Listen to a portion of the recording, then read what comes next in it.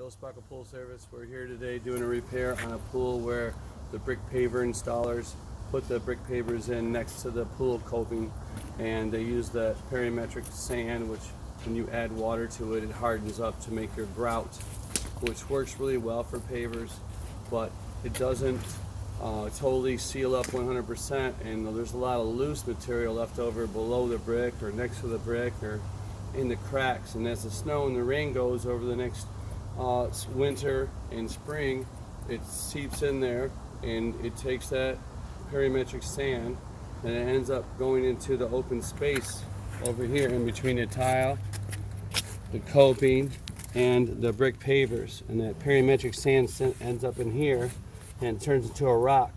And then when the pavers move, because the ground freezes up, it moves the pavers up and forward, and it ends up hitting the coping and knocks the coping off. And when the coping goes forward, it knocks off the tile with it. So this is about the spot where we're working right now. We took all these off, as you can see here.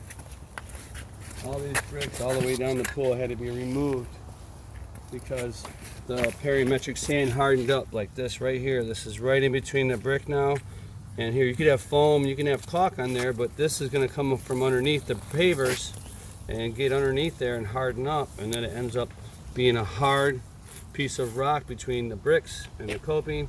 And when the ground moves and freezes and moves the pavers, it's going to push that and knock the coping off on your pool. So you got to make sure your brick pavers and your cement guys do the proper installation so they don't mess up your pool coping.